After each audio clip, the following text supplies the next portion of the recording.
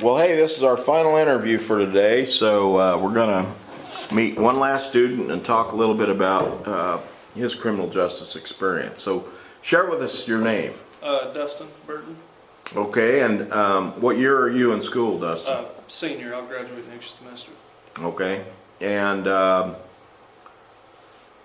you've been at this a while. I mean, where did you grow up? Did you grow up in this area? Or? Grew up in Richmond and then moved to Strawn, a little country town. And how many people live in Strawn? Maybe 1,000. If they're lucky, huh? Yeah. Yeah. Okay, well, why did you decide to even go to college at all? I always wanted to be a police officer. That was a big goal. And went to school in 2003 and received my EMT license, well, certificate or whatnot. Went through and entered the paramedic program.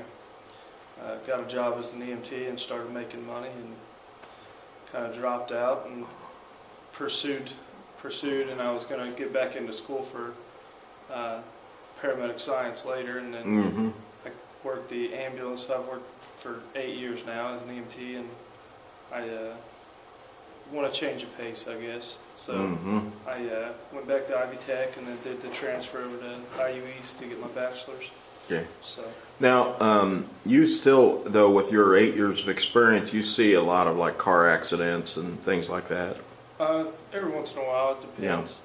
Yeah. I work for the county, so a little different around here. Like the Newcastle City covers bits of the county, so okay. Just any particular day, I guess. Yeah.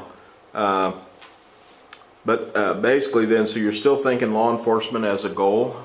I always wanted to go into law enforcement, but I wanted to have an education before I went in, so I wouldn't have to worry later about obtaining a degree or whatever if I needed it to move up into a position I wanted to. Yeah, yeah. Well, let's talk a little bit about your experience in college. Was there a class that you can remember that you really didn't care for very much? Not particular. Statistics, if that counts. Yeah. Mathematics is the tough part of it, huh? Yeah. I'm doing all right in there, so. Yeah. How about in like a class you? Or? A class you really liked. A really informative class. I took a wrongful convictions class. Yeah.